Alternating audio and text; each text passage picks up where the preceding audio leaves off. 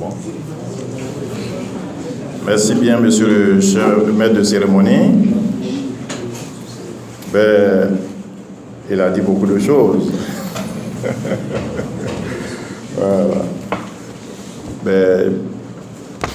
Avant tout propos, j'aimerais saluer les responsables de ce centre, saluer le président du CAMIS et ses collaborateurs qui ont eu la gentillesse de m'inviter à cette conférence, m'inviter à venir donner ce que je sais, vous aider à comprendre un certain nombre de choses. En tout cas, je le remercie pour le choix qu'il a porté sur ma modeste personne.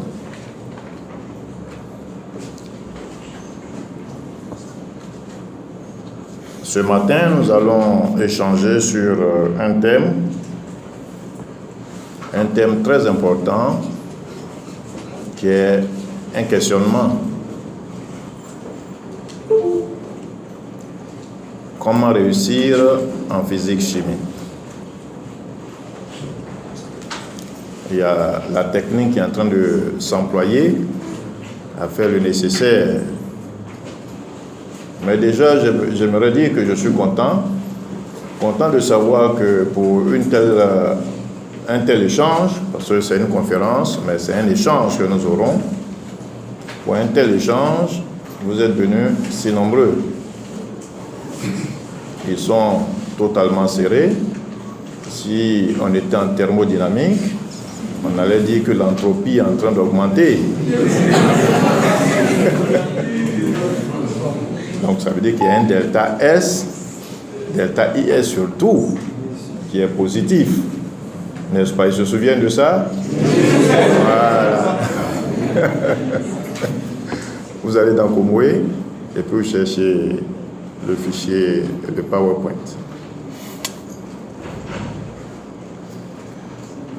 Donc je l'ai dit, je suis content de vous voir. Ça fait un moment que nous avons fait TD. Pour certains, je ne les prends plus. Parce que quand je prends les premières années, je ne prends pas les deuxièmes années. On se retrouve en licence 3. Et puis après, on se retrouve en master 2. Et quand on a fini le master 2, pour ceux qui font le doctorat avec moi, on se retrouve pour la suite. Donc vous voyez que je saute les années. Donc c'est quand, si je vous vois, c'est que vous êtes en train d'évoluer. Vous voyez, la première année, c'est licence 3. Donc celui que je vois en licence 3, c'est qu'il est en train de faire du progrès. Et quand je l'ai vu là, après je le revois même en master 2, vous voyez qu'il a fait du progrès encore.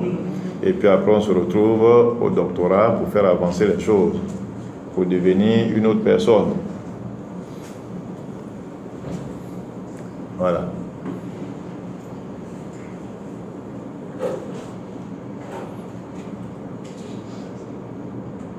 Merci aussi pour l'accueil, parce que je ne m'attendais pas à ça.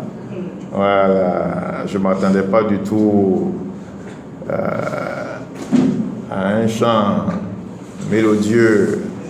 Voilà. Je ne savais pas que les étudiants de physique-chimie, je sais qu'il y a peut-être d'autres étudiants qui sont venus vous accompagner, mais je ne savais pas qu'en physique-chimie, on savait si bien chanter et même taper le tam-tam. C'est bien. Vous n'arrivez pas à ouvrir? Voilà, c'est ça. Voilà, c'est pas long, hein, parce qu'on va échanger tout ça.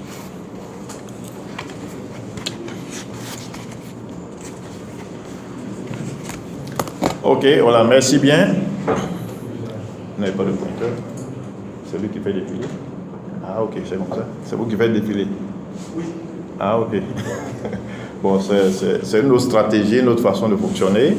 Voilà, s'il y avait un pointeur ou bien le système là, comme ça, moi je pilotais. Mais c'est pas grave, on va faire avec.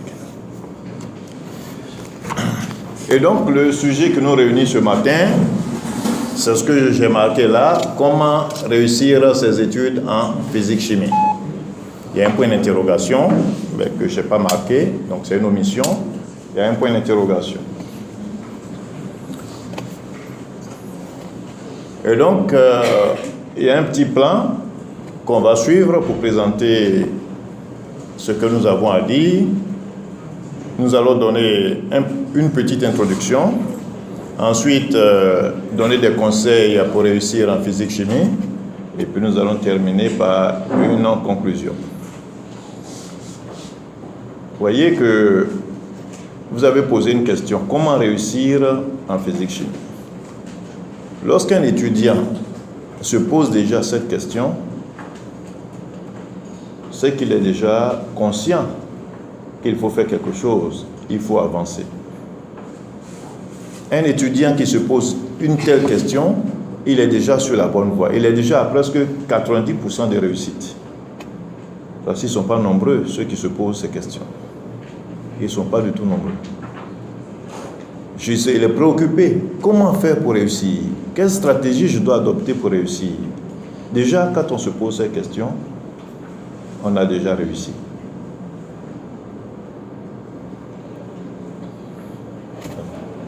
Retournez.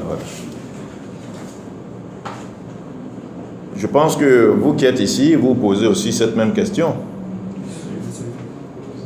Et il faut se poser constamment cette question. Chaque fois, qu'est-ce qu'il faut pour que j'aille de l'avant? Qu'est-ce qu'il me faut pour que j'aille de l'avant? Comment réussir mes études? Chaque fois, il faut se poser cette question. Donc déjà, si vous arrivez à l'université, si vous avez fini le bac et que vous entrez pour la première fois à l'université, si vous posez cette question, la recherche de solutions à cette question-là va vous amener à mener un certain nombre d'actions. Donc c'est très important. Et chaque fois que vous évoluez aussi, il faut se poser constamment des questions. Ma contribution à la réponse à cette question se fera sous forme de conseils. Donc ce sont des conseils que je vais donner pour répondre à cette question-là. Des conseils sur les attitudes à adopter pour réussir vos études à l'université, notamment en physique-chimie.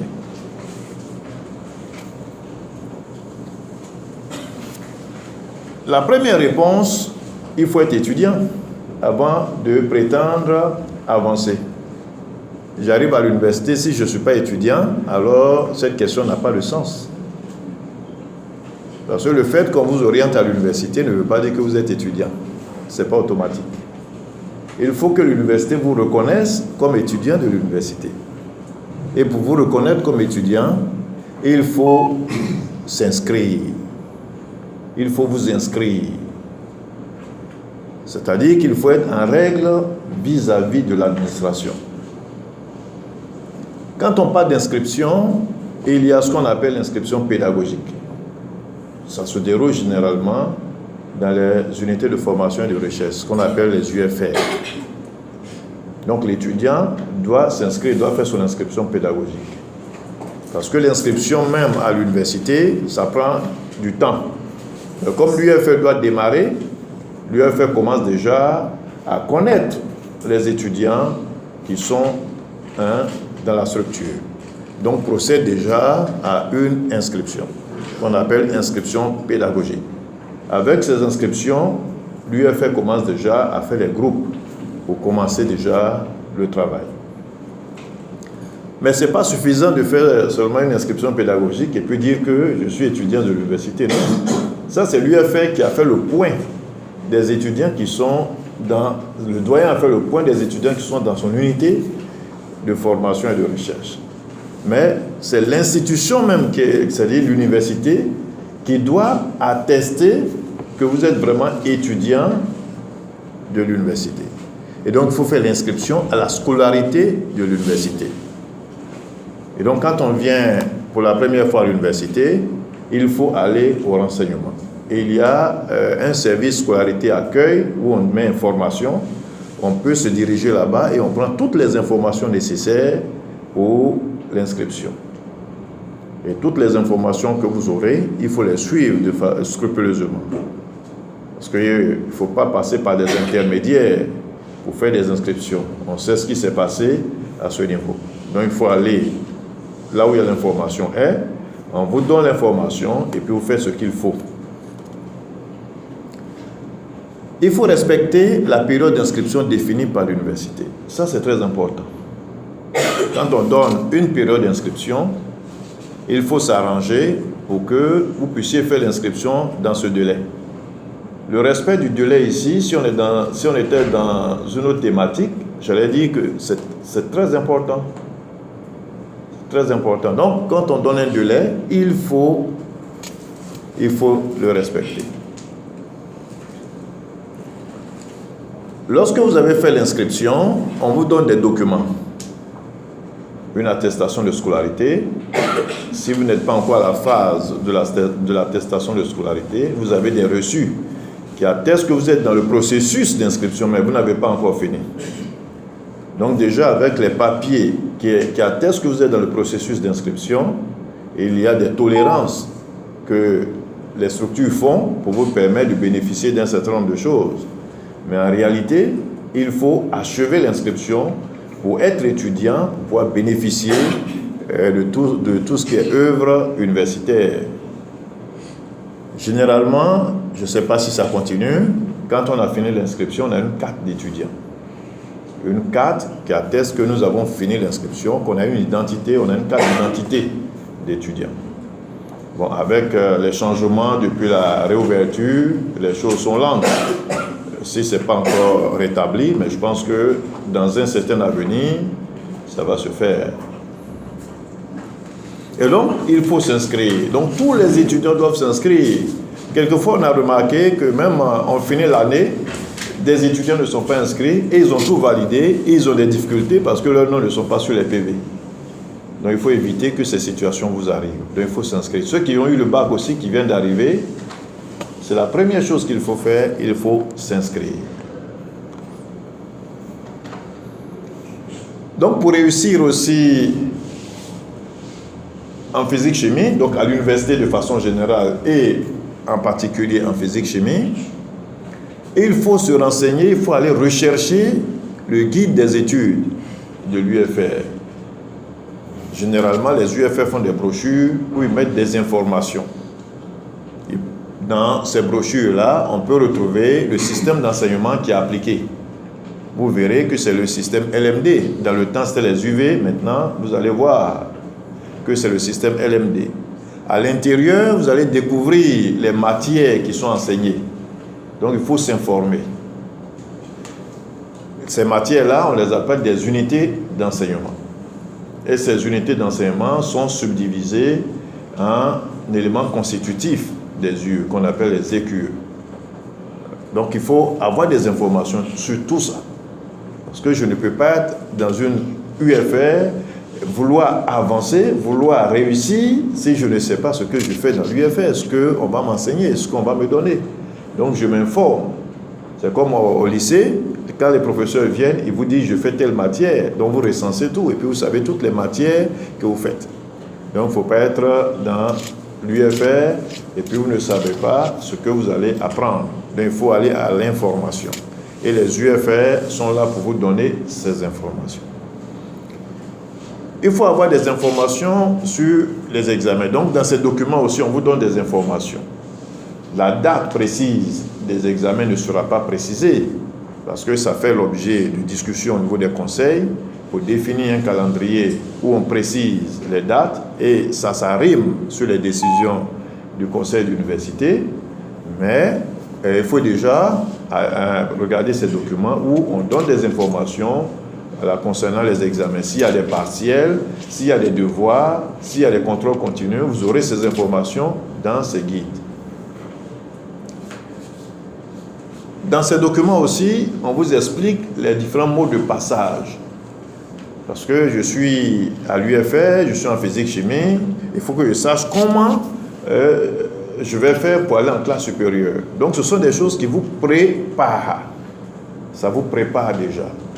Et donc il faut savoir les différents modes de passage d'un niveau à un autre. Maintenant, si l'UFR ne dispose pas de ce guide, ce n'est pas évident que toutes les UFR fassent un guide qu'elle met à la portée des étudiants. Voilà, dans ces conditions, il faut toujours s'adresser à l'UFR et à des personnes ressources là-bas, le secrétaire principal, le doyen même, les vice-doyens. Il faut les contacter. C'est vrai, quand on est nouveau, quand on arrive, on a peur de s'approcher de ces personnes. C'est légitime parce que ce sont des professeurs, ce sont des personnes, des personnes qu'on n'a jamais vues. Voilà, mais il faut oser mettre avec les formules de politesse. On vous recevra. Donc, il faut aller vers ces personnes pour avoir ces informations. Donc, pour ce qui concerne le LMD, puisqu'il y a des personnes, même ceux qui sont anciens, même beaucoup ne savent pas ce que c'est, et même ceux qui viennent d'arriver aussi, je vais rapidement, pas rentrer dans les détails, peut-être que des questions viendront après, voilà, mais donner quelques informations. Donc, le LMD, c'est tout simplement licence, master, doctorat. C'est le système d'enseignement qui est appliqué à l'université depuis, on peut dire, la réouverture après la crise.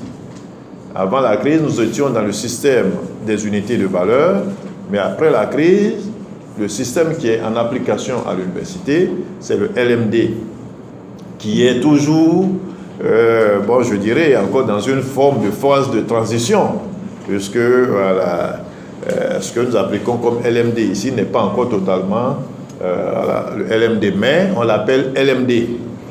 Donc, licence, master, doctorat.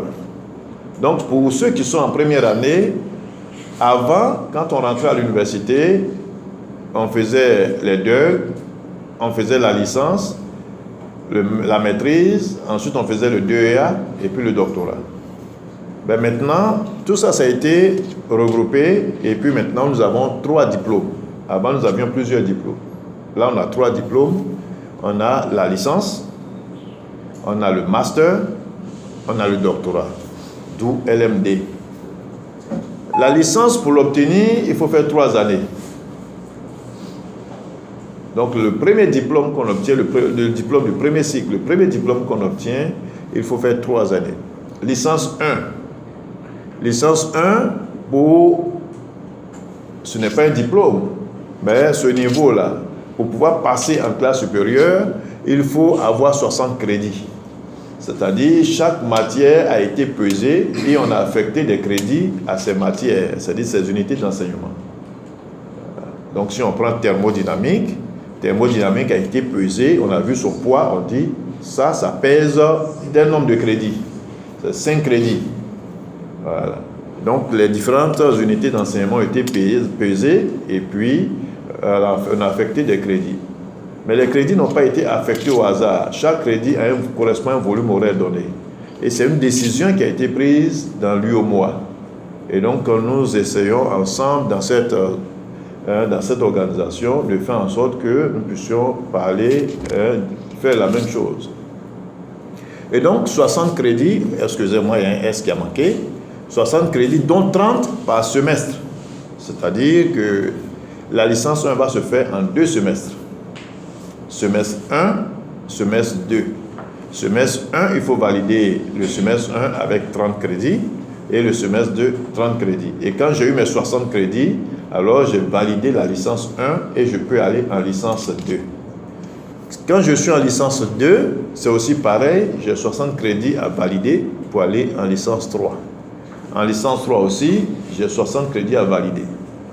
Et donc, quand je valide ces 180 crédits, ça me permet d'obtenir mon premier diplôme, qui est la licence.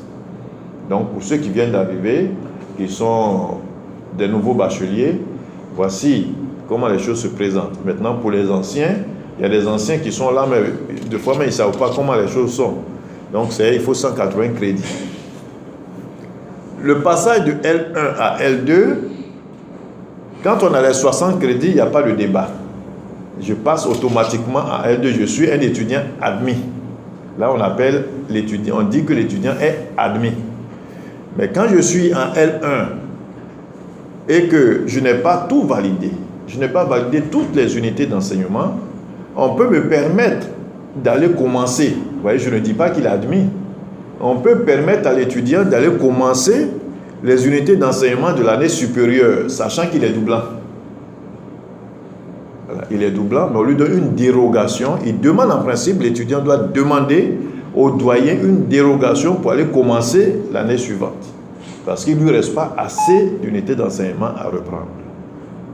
Mais de façon tacite, c'est-à-dire puisque vous êtes nombreux, voilà, de façon tacite, c'est devenu comme quelque chose d'automatique. Quand l'étudiant fait son calcul, il voit que c'est bon, automatiquement, lui-même, il se dit, je suis, voilà, il dit même que je suis en année supérieure, mais en réalité, voilà, il est doublant, mais on lui permet d'aller dans l'année supérieure pour pouvoir commencer ce qui est là-bas. Parce que pour 2 unités d'enseignement, faire une inscription pour une année, c'est une perte de temps, alors que la personne a des potentialités, la personne a la possibilité de pouvoir commencer à valider quelque chose. Donc ça, ceci dit, l'étudiant qui est en dérogation n'a pas le droit de faire toutes les unités d'enseignement de l'année suivante. Il n'a même pas le droit. Si les gens ne font pas attention, mais il doit savoir qu'il n'a même pas le droit, on ne doit même pas lui permettre, il est doublant. Donc, comme il est doublant, il ne peut pas être dans la même situation que celui qui est totalement admis. Voilà. Donc, lui, il y a des unités d'enseignement de l'année suivante qu'il ne fait pas parce qu'il doit reprendre des unités d'enseignement de l'année précédente. OK?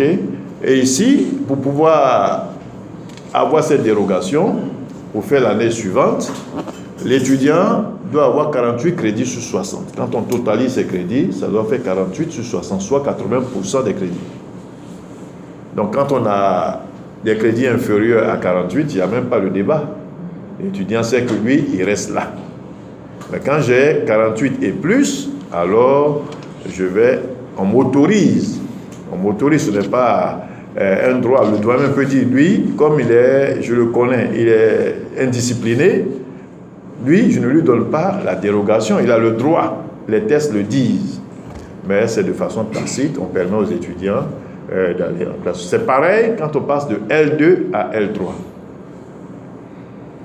Maintenant, quand on est en licence 3, il faut valider la totalité parce que quand on est en licence, tant qu'on n'a pas fini la licence, on ne peut pas prétendre être en master. Donc là, il y a un fleuve qui sépare la licence et le master. Entre la licence 1 et la licence 3, il n'y a pas de fleuve, c'est des pistes. Donc je peux passer d'un niveau à l'autre. Mais de la licence, donc ça veut dire quand je suis arrivé en licence 3, pour aller en master, il y a un fossé, il faut sauter ce fossé. Et pour sauter, il faut valider la totalité de la licence. Le master aussi, ça se prépare en 2 années. Chaque année, c'est 60 crédits. Et pour valider, si vous avez les 60 crédits en Master 1, automatiquement, vous allez en Master 2. Je dis automatiquement parce que les tests le disent. C'est ce que les tests disent.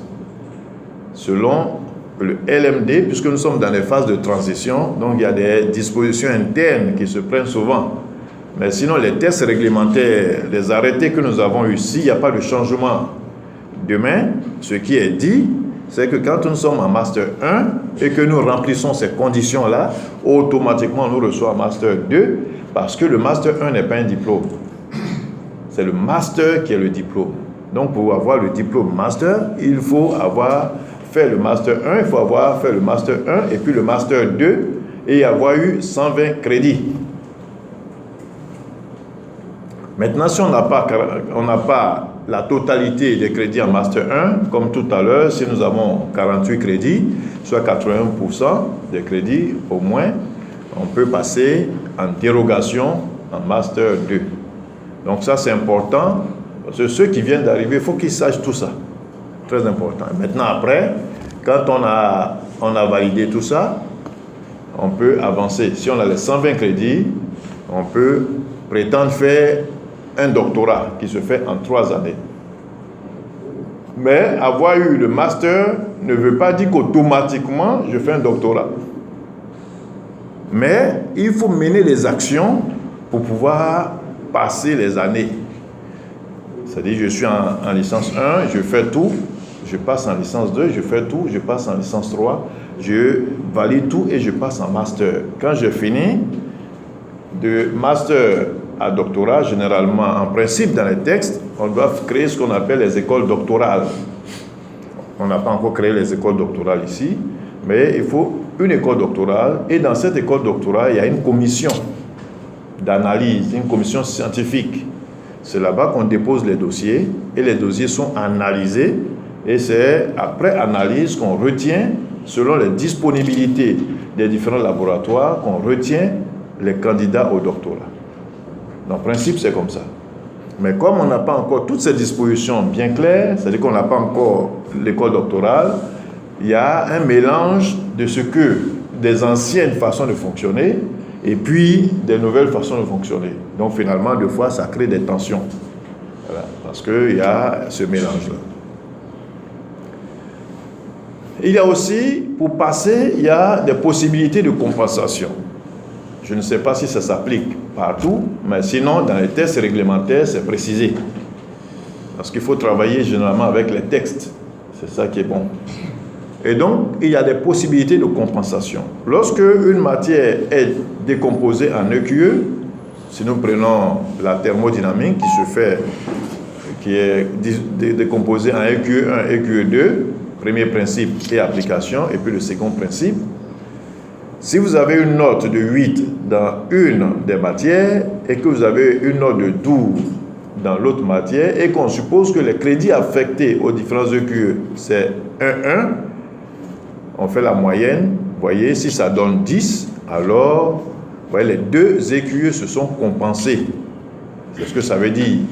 Si les crédits affectés aux EQE, ce n'est pas 1,1, qu'il y a 2 et puis il y a 3, on va multiplier la note à crédit 2 par 2, la note à crédit 3 par 3, et on divise le tout par 5. Si ça fait 10, alors les deux EQE se sont compensés. Et les deux EQE, quand on les met ensemble, ça donne, si ça se compense, c'est qu'on aura au moins 10 à l'UE. Donc, si on a 10 à l'UE, alors nous avons validé l'unité d'enseignement et donc on peut affecter à l'UE le crédit associé. OK? Ensuite, on peut aussi faire des compensations au niveau des UE. Mais au niveau des UE, les compensations se font par catégorie. C'est-à-dire que les UE que vous avez, il y a ce qu'on appelle les UE majeurs et les UE mineurs. On a aussi des UE libres. Mais les UE majeurs, la compensation va se faire entre UE majeurs, la compensation va se faire entre UE libres. C'est-à-dire que si dans ma maquette, il y a 5 unités d'enseignement qui sont majeures, à des coefficients ou bien à des crédits différents, c'est entre ces unités d'enseignement majeurs qu'on va faire la pondération. C'est-à-dire que chaque note multipliée par son crédit, et puis la somme divisée par le total des crédits. Lorsqu'on a fait ça et que nous obtenons 10 à la fin, alors tous les crédits, toutes les UE majeures se sont compensés. Là où je n'ai pas eu la moyenne, on affecte le crédit à cette note-là, même si vous n'avez pas eu la moyenne là, puisqu'il y a eu compensation. Donc déjà, il faut le savoir. Maintenant, tout ça, comme je dis, nous sommes dans des phases de transition et donc les commissions pédagogiques des UFR prennent des fois certaines dispositions. Mais sinon, ce qui est écrit, c'est ça. Mais la note que vous avez obtenue, qui a été compensée, ne change pas. Si vous avez eu 8, ça reste 8. Si vous avez eu 9, ça reste 9. Mais seulement les autres ont permis à ce que le total donne 10. Et ces 10 là ont fait que là vous avez 8 là. Normalement, il n'y a pas de crédit. Mais parce que ça s'est compensé, alors on affecte un crédit à la note 8. Maintenant, au niveau des UE, les UE sont capitalisables et transférables. C'est-à-dire, si j'ai eu une UE ici, quel que soit le temps, quelles que soient les années, j'ai validé l'UE. Mais en ce qui concerne les EQE, c'est-à-dire que j'ai l'UE qui est décomposé en 2 sous-matières, en 2 sous-unités. Mais ces EQE ne sont pas capitalisables. C'est-à-dire que j'ai eu mes notes maintenant. Si j'ai eu un 18 et un 0 qui ne m'ont pas permis de valider l'UE, mais cette note-là est perdue. Donc, puisque les EQE ne sont pas capitalisables. Mais le professeur peut être gentil pour dire, comme on est dans la même année et que vous allez en deuxième session, je vous permets de conserver ça pour là où il y a la bonne note pour la deuxième session, là où il y a la mauvaise note, reprenez. Si à la fin, ça vous donne la moyenne, vous avez validé. Donc lui, il vous a autorisé à ne pas recomposer là où vous avez une bonne note. Sinon, selon les règles, ce n'est pas une obligation. Il peut vous demander de reprendre l'UE, parce que ce n'est pas capitalisable. Mais quand on a validé l'UE, quelles que soient les années, l'UE est validé, c'est fini, on ne reprend plus ça. Restez là encore. Voilà. Maintenant, j'ai dit tout à l'heure qu'il y a une compensation au niveau des yeux. Mais la compensation au niveau des yeux ne se fait pas de façon automatique. Les écus, oui. Mais au niveau des yeux, pas de façon automatique. Il y a une note éliminatoire. Ça, il faut bien noter ça. Il y a une note éliminatoire et c'est une note qui est décidée au niveau des commissions pédagogiques et ça doit être une note qui est inférieure à 5, inférieure ou égale à 5. Voilà, c'est-à-dire que si la commission pédagogique dit que la note éliminatoire c'est 3, c'est-à-dire que si vous avez eu, même si on fait la compensation, on mélange tout, ça fait 10, mais du moment où vous avez eu 2 dans la matière, c'est que vous n'avez pas, on ne peut même pas faire la compensation pour vous, parce que vous avez eu 2, c'est inférieur à 3. La condition pour que la note ou l'UE ou la note inférieure à 10 puisse subir une compensation, il faut que cette note-là soit supérieure à la note décidée par la commission pédagogique. Ok? Dans les tests, c'est dit que c'est inférieur ou égal à 5. Maintenant, toutes les UFR peuvent se réunir pour dire chez nous, comme tout est facile, nous on met ça à 5. Chez nous, comme les choses sont peut-être, voilà, comme ça, à trop de formules, on va mettre ça à 2 pour permettre aux étudiants de pouvoir bénéficier de la compensation. Donc, pour réussir aussi en physique-chimie, il faut se fixer un but, il faut se fixer des objectifs. Parce que quand vous venez à l'université, quand vous arrivez, il faut avoir une vision, il faut fixer un but. Et puis, quelque chose qui se passe, puisque vous regardez ce but-là, vous allez mener les actions qu'il faut pour pouvoir avancer. Donc, il faut prendre une décision ferme en direction de ce que vous voulez. Donc, la décision doit être ferme. Le but peut être tout simplement, on commence l'année, et puis je dis, moi, cette année qu'on a commencé, il faut que je valide mon année en première session. Donc, votre but est fixé. Maintenant, quels sont les objectifs que vous assignez? Vous allez définir vos objectifs pour pouvoir atteindre ce but. Voilà. C'est vrai que le but de chaque étudiant, c'est de devenir quelqu'un d'humain. Mais avant même d'arriver là, il faut fixer des buts intermédiaires, des objectifs intermédiaires pour pouvoir atteindre cela. Il y a une erreur là, je n'ai pas eu le temps de corriger. Voilà. Donc, si un étudiant ne sait pas ce qu'il veut, c'est-à-dire vous arrivez à l'UFR et puis vous ne savez pas ce que vous voulez, c'est comme un bateau qui est perdu au milieu de l'océan. Donc, les vagues vont faire bouger le bateau, et puis ensuite, le bateau va échouer quelque part. Ce n'est pas là-bas où vous vouliez partir. Voilà. Donc, c'est ce qui va se passer. Mais si vous avez un objectif, même dans la vie, même c'est comme ça, il faut se fixer un objectif et puis il faut garder le cap sur l'objectif. Et quand je garde le cap sur l'objectif, tout ce qui arrive, ce sont des situations que je vais essayer de prendre avec un peu de recul pour voir comment je peux surmonter ces situations-là, qu'on appelle généralement des défis, comment je vais les surmonter pour pouvoir atteindre ce que j'ai fixé. Donc il faut toujours avoir un point, un target, c'est-à-dire un but quelque part. Donc il faut faire attention aux rumeurs. Quand on veut réussir en physique-chimie, il faut faire attention aux rumeurs. Quand on est en première année, quand on a fini le bac, on arrive ici, on cause avec les anciens. Et les anciens qui vont vous dire, voilà, j'ai pas eu le temps de corriger ça avant. Donc vous entendrez dire souvent, la physique-chimie est une filière très difficile. Vous avez déjà entendu parler de ça? On vous a déjà dit ça? Qui est en première année ici? Qui vient d'arriver? Ah, ils ne sont pas là? Ok. Est-ce qu'on vous a dit ça déjà? Voilà. Donc j'ai dit quoi? J'ai dit ce sont des rumeurs. On avance difficilement en physique-chimie. On vous dit ça. Voilà. Et puis on dit quoi? Petit caillou. Vous voyez, on utilise des termes compliqués comme ça, petit caillou. Mais voilà, prison civile, voilà, même ils ont tout ça. Prison civile, tout ça pour vous décourager. Là, quand on dit quelqu'un en prison, voilà, vous voyez, c'est pas prison civile, c'est liberté civile.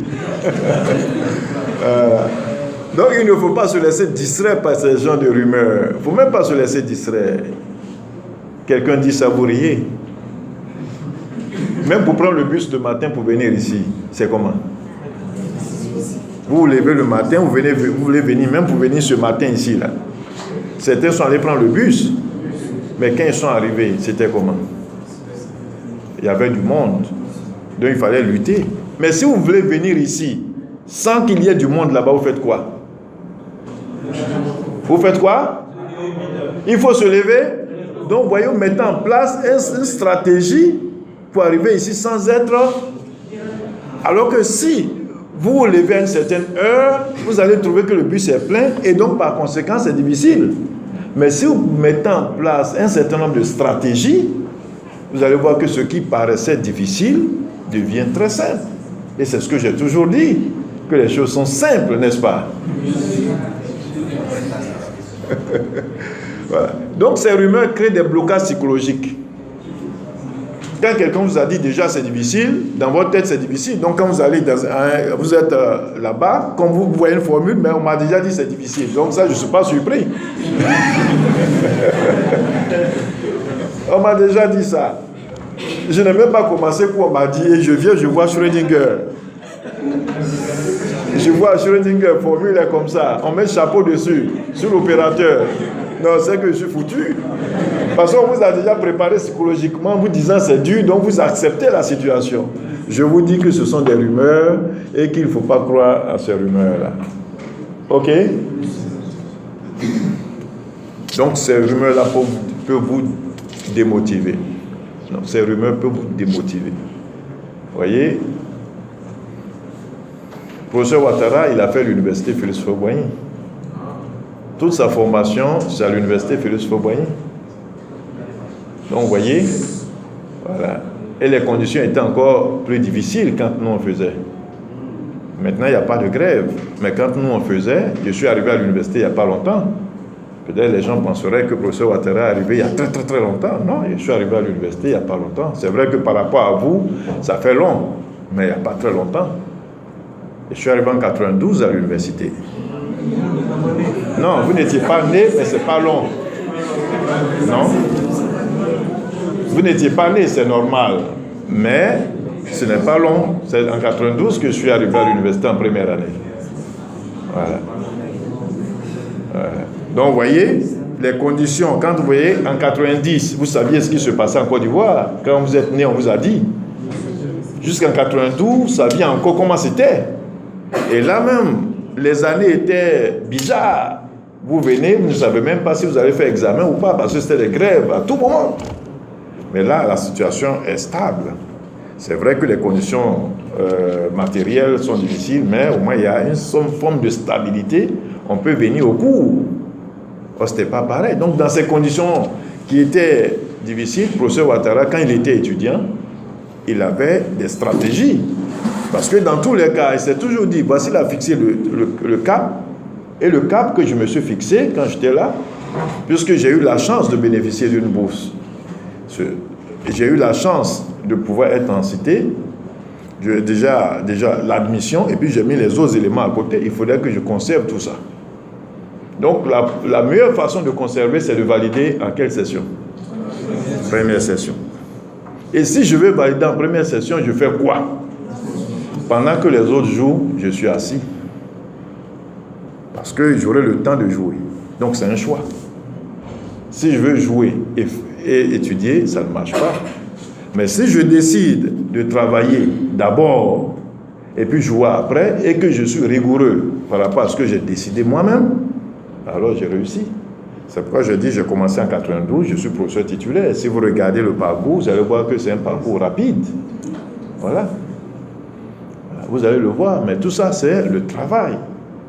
Il faut travailler, je ne dors pas. Même hier, je n'ai pas dormi jusqu'à ce matin.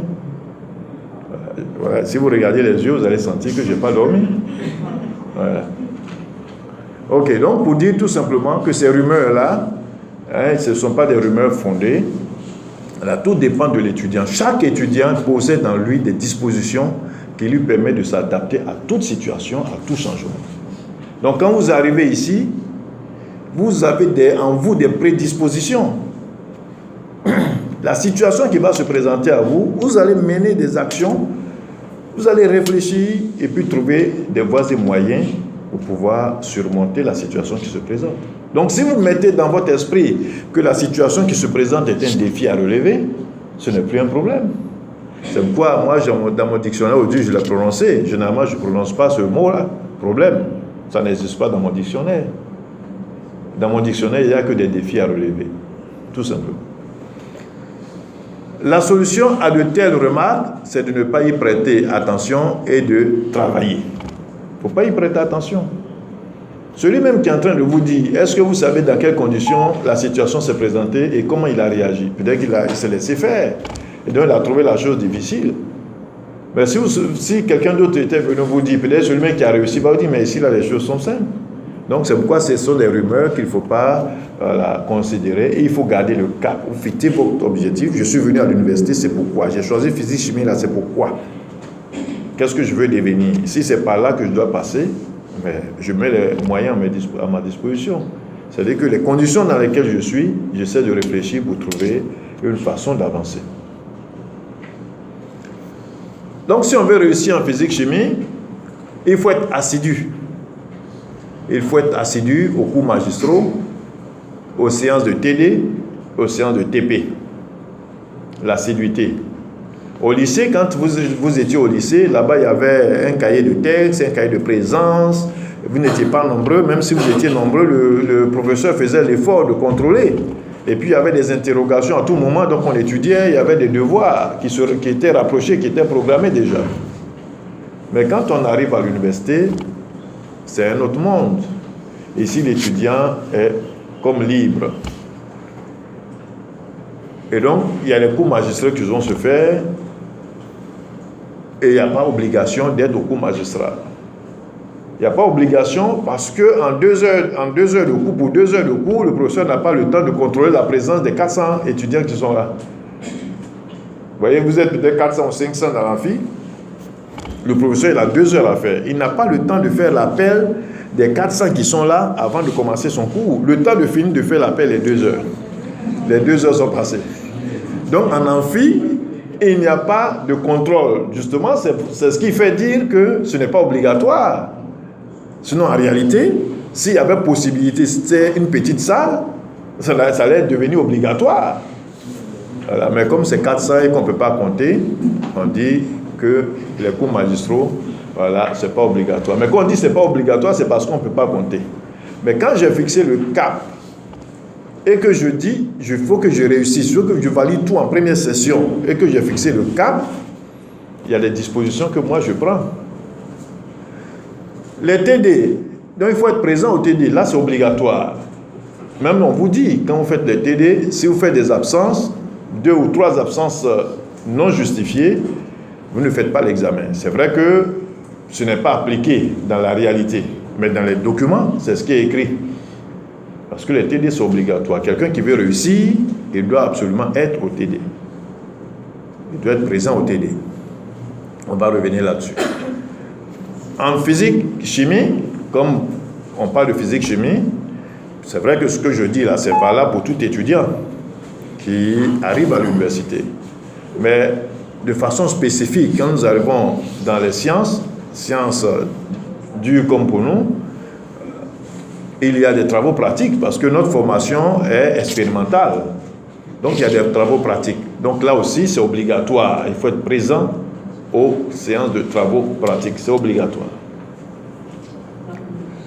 Donc chaque étudiant, donc si vous voulez réussir, comme je l'ai dit, vous fixez le cap, vous avez votre but à atteindre et vous créez les conditions. Donc si vous voulez vraiment réussir en physique-chimie, c'est de rendre obligatoire votre présence à tous ces cours. Là même on dit que ce n'est pas obligatoire, vous rendez ça obligatoire, donc assiduité. Puisque c'est obligatoire, ça veut dire que je serai présent. Donc je serai assidu. Ok? Donc si vous voulez réussir en physique-chimie, il faut être organisé, il faut faire un planning. C'est tout ça. Il faut faire une planification de ce que vous faites. C'est ce que je faisais moi, quand j'étais étudiant.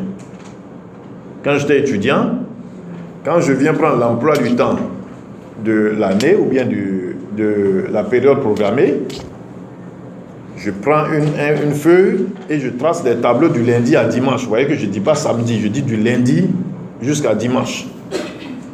Parce que c'est mon choix. Je dis là, je ne joue pas, après je vais jouer. Vous voyez, j'ai déjà fait mon choix. Je place toutes les CM, les TD, les TP programmés par l'administration. Je mets tout ça dans mon tableau.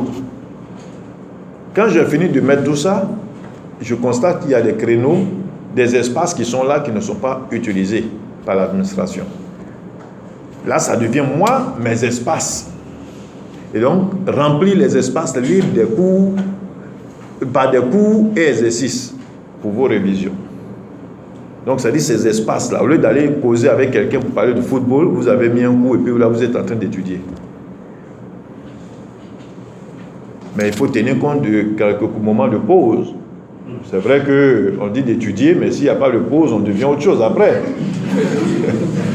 Il ne faut pas aussi multiplier les pauses. Mais plus on multiplie, on commence à être... voilà. Et puis, quand on a soi-même décidé, puisque ce n'est pas quelqu'un qui vous impose ça, c'est vous qui décidez. Et quand vous avez décidé de faire ça et que vous avez écrit vous-même ça dans un calendrier, ben, il faut être rigoureux. Et la rigueur, vous-même vous suivez votre calendrier. Quand vous n'avez pas suivi, vous vous remettez en cause. Et vous trouvez des solutions à cela pour que ce soit rattrapé.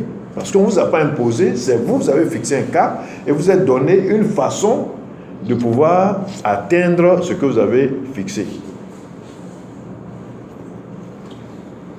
Donc si nous revenons au cours magistral, parce qu'on veut réussir, on va voir qu'il n'y a pas un certain ordre, parce que c'est des conseils. Voilà. Donc, si on revient au cours magistral, on a dit que la présence n'était pas obligatoire. Mais quand le professeur fait le cours, vous voyez que quand je fais le cours, ceux qui ont suivi mes cours, il y a certaines choses que je donne pendant que je fais le cours, mais ces choses-là ne sont pas précisées dans le document que vous avez. Mais celui qui ne vient pas au cours, comment il va faire pour savoir ce que je viens de dire ce jour-là? Quelquefois, il y a des étudiants qui reprennent, qui sont peut-être en dérogation. Soit ils redoublent, ou bien ils sont en dérogation, et puis c'est la thermo, ils doivent reprendre. Je prends l'exemple de thermo, parce que c'est ce que je fais, mais qui n'est pas réellement ma spécialité. On l'a dit tout à l'heure. Mais le monsieur, comme il a fait thermo l'année passée, ça n'a pas marché, et qu'il reprend thermo, lui il se dit, je ne viens plus au TD, et au cours magistral, n'est-ce pas? J'ai déjà le cours. Ça aussi, c'est une erreur. Vous voulez réussir, c'est parce qu'il y a eu des lacunes que vous n'avez pas validées. Venez assister au cours. Vous venez assister au cours. Parce que cette année-là, ce que le professeur va dire, ce n'est pas exactement ce qu'il a dit l'année dernière, en termes d'exemple. Ce qui est écrit là, il va dire la même chose. Mais ce qu'il n'a pas écrit là, ce n'est pas évident qu'il répète ce qu'il a dit l'année dernière. Cette année, il va dire autre chose. Et généralement, ce qu'on dit là, quand on donne les examens, c'est ça même qui sort. Pour vérifier si les étudiants viennent véritablement au cours. Vous savez, quand on fait un sujet, il y a des objectifs. En tout cas, quand le professeur Ouattara fait un sujet, il fait par objectif. Il veut vérifier certaines choses. Est-ce que les étudiants viennent au TD? Est-ce que les étudiants viennent au cours? Même quand ils viennent, est-ce qu'ils arrivent eux-mêmes à traiter les exercices avant de venir?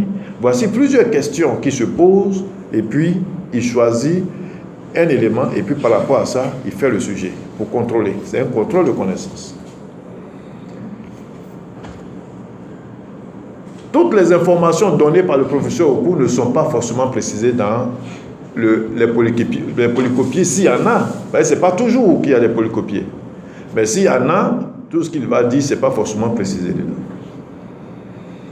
Donc, si vous êtes présent au cours, c'est une première façon d'apprendre le cours. Même le professeur Ouattara, il est étudiant. Actuellement, je suis en train de faire un master. Je suis à la phase de rédaction. J'ai tout validé l'année dernière en première session. Voilà. Vous voyez, je dis, je fixe toujours des objectifs. Comme je n'ai pas le temps, je prends le temps d'étudier une seule fois. Vous voyez, c'est ça, c'est une question d'objectif. Le professeur Ouattara n'a jamais fait de deuxième session quand il a fait l'université. Jamais. Voilà. Donc, pour vous dire que c'est possible. Vous voyez, c'est possible parce que, vous voyez, nous sommes dans le système d'UNITICH. Nous sommes dans le système de LMD. Je suis allé faire à la chaire UNESCO pour faire une formation. J'ai tout validé aussi en première session. Je suis en train de rédiger mon master pour pouvoir soutenir soit à la fin de ce mois ou peut-être en août. Comme ça, vous voyez, nous sommes étudiants. Hein? Voilà, nous sommes des condisciples. Ok. Donc, pour dire que quand on se fixe des objectifs, même quand on est chargé, le professeur Ouattara est hyper chargé, mais il arrive à aller au cours. Et là, je ne manquais aucun cours. C'est-à-dire, les cours se faisaient de 18h30 à 20h30. Je faisais cours avec vous. Mais quand je finissais, je partais au cours. Des fois, je suis en séminaire. Dès que je finis, je viens au cours.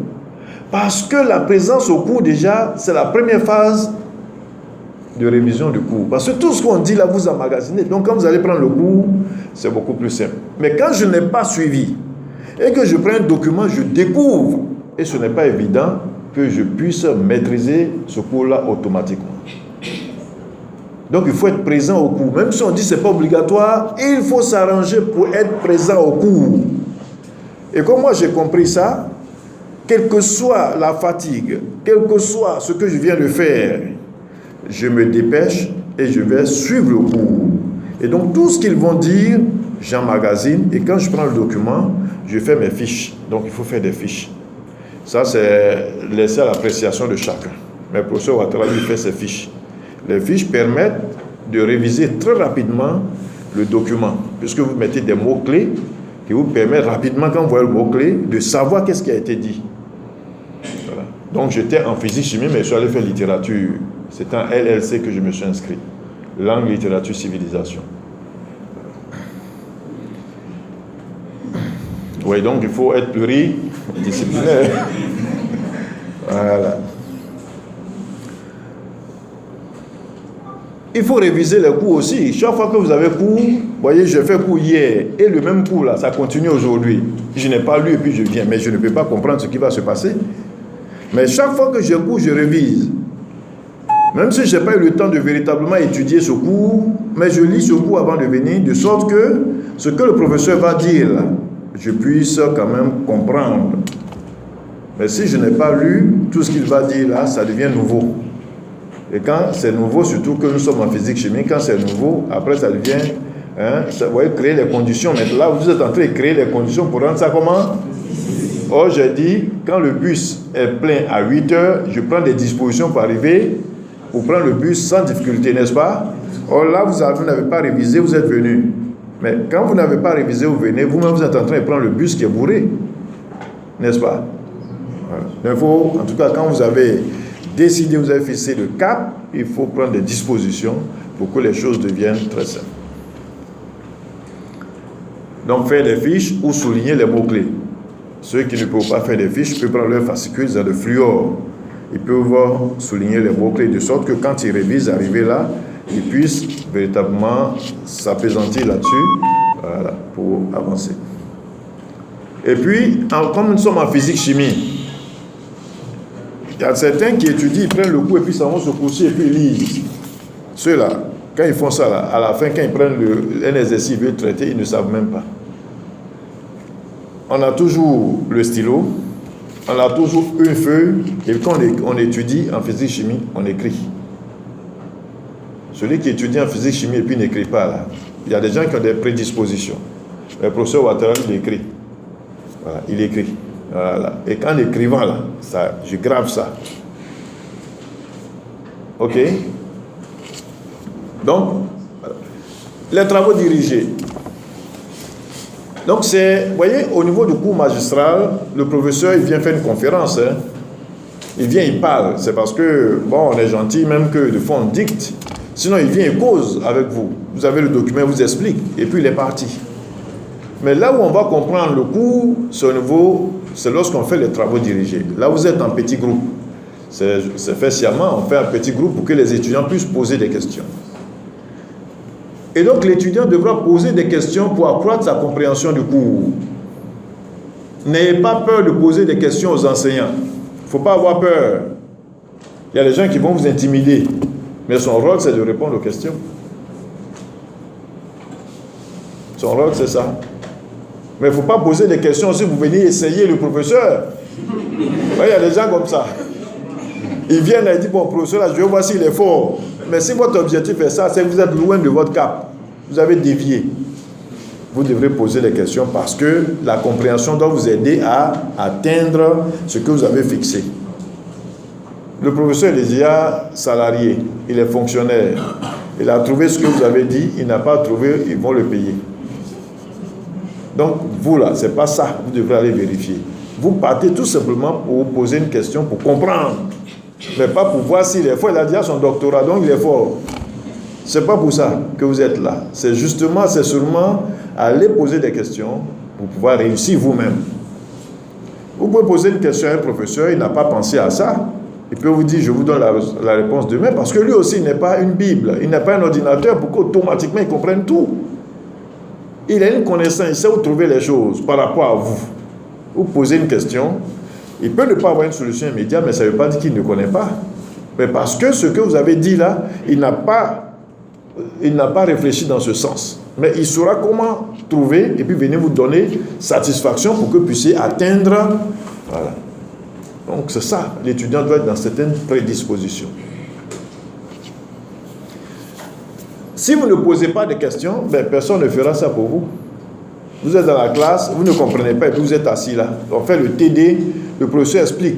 Et souvent même, un étudiant, par exemple, le professeur Ouattara, lui, il a une stratégie pour désigner les gens. Vous savez ça, non? Voilà, il a une stratégie. Et sa stratégie tombe sur des gens qui ne voulaient pas aller au tableau, qui n'ont pas préparé. Voilà, et ça tombe toujours sur ces personnes. Et quand ils vont, c'est eux que moi je veux. Parce qu'ils ne comprennent pas. Et quand ils vont aller au tableau, ça donne la possibilité aux autres de comprendre les travaux dirigés. Mais il y a des étudiants qui vont dans d'autres groupes. Ils font les TD, ils apprennent par cœur, ils n'ont pas compris. Ils n'ont pas compris.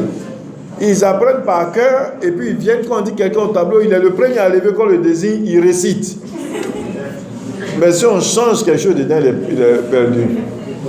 Ne vous laissez pas aussi distraire par ces situations. Ce n'est pas parce que quelqu'un est passé au tableau qu'il a bien fait que vous ne valez rien.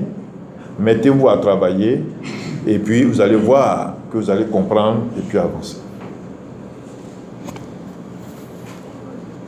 Il faut préparer les TD avant de venir. Ceux qui ont fait TD avec moi, quand on commence, on fait quoi? Qu'est-ce qu'on a fait d'abord avant de commencer les TD? On fait quoi? Non. Est-ce qu'on ne s'entend pas d'abord? Dites-moi ce qu'on fait. Vous dites les sanctions qui doivent, voilà, les différentes sanctions que je dois prendre si vous ne le faites pas. Parce qu'on a dit, vous-même, je vous demande de dire ce qu'il faut pour réussir, n'est-ce pas?